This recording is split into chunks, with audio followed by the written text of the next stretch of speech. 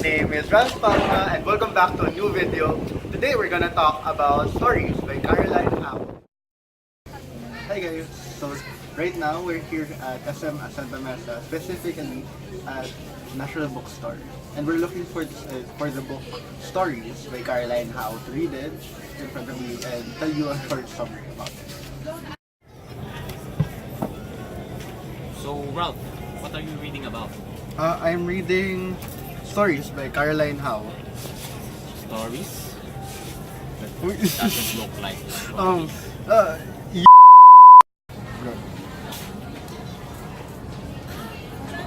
So Ralph, what are you reading about? I'm reading Stories by Karl and How. What's it about?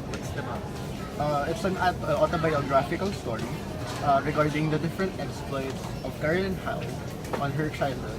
And in the book, it's labeled as historical fiction, showing the different hardships, the different wars that Caroline and her family had gone through. Hero, can you tell me more about Karl and How? Sure thing. Caroline How is a Chinese-Filipino author and an academic known for her Filipino culture and literature of her books. The Chinese Question, Ethnicity, Nation and Region in and Beyond the Philippines. And also her book, Necessary Fiction, Filipino Literature and the Nation, written in 1946. Carolyn C. Howe currently serves as an associate professor at the Center for Southeast Asian Studies in Kyoto University, located in Japan, and also is also one of the most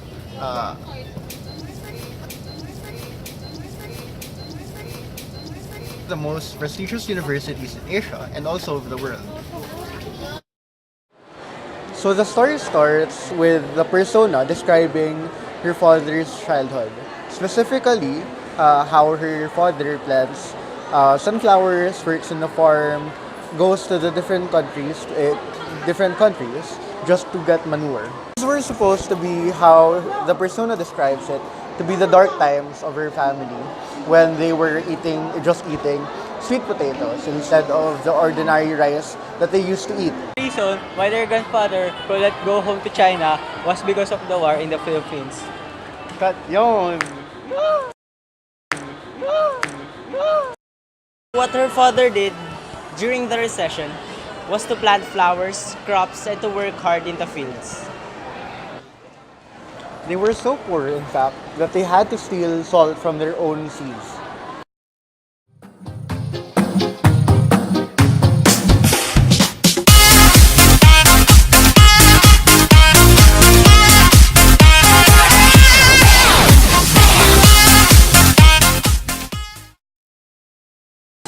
Their family was so poor that my great-grandmother ruled over her daughters-in-law and their children and rationed their food to the minimum, which my father only receives a potato or two.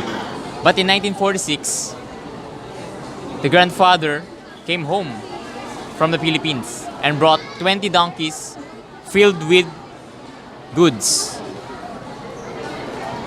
Now, after the grandfather came home, they live a richer life. But the ways of the poor never left them. Whenever they have rice, they trade it over with their neighbors to potatoes just for the sake of remembering what it feels like.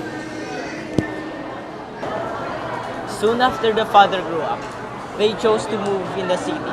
There, the father still had that habit of planting and working, but his plants never grew. So instead, what he did was to plant values and memories to his children, but sadly, none of his children at an early age really cared until they grew up.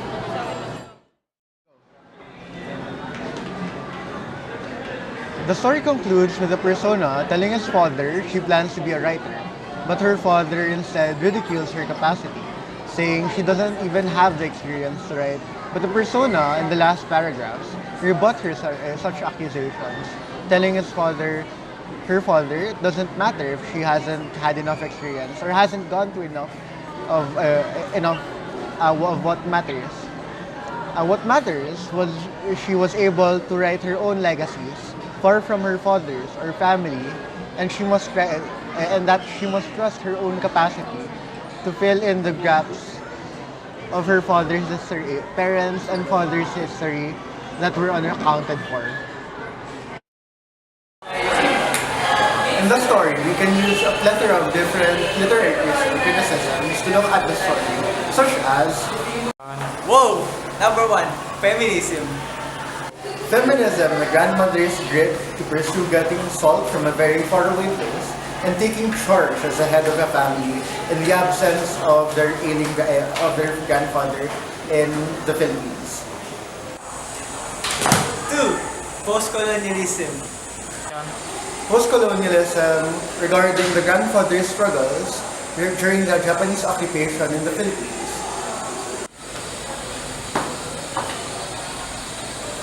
3, postmodernism. Postmodernism because it doesn't follow the conventional linear flow of the story. Also because it shows a historical fiction. What I believe to be the most appropriate for this story is Marxism.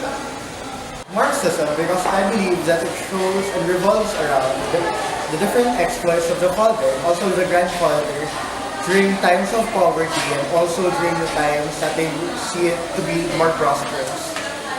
Aside from that, it also shows how elastic the social class is. We can talk about the strengths of this story.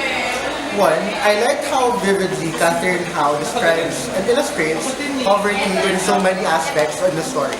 Receiving rights to be such a luxury, something that we very much take for granted today. From their very own plight to walking several kilometers away from their very own land just to get salt. It was very impressive and detailed, regardless if Catherine Howe herself wasn't able to experience the hardships and trials herself.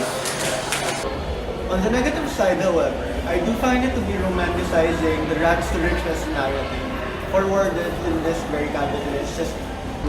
The rags to riches narrative is detrimental to empowering the global poor, according to Karl Marx. We shouldn't be giving people false hopes about how they'll somehow maybe go rich in a world where social classes are barely elastic. We live in a world where going rich relies entirely on luck and some grit. And that's all for today, guys. Hit like, comment, and subscribe now. Bye! So guys, what's up? Say hello to the vlog.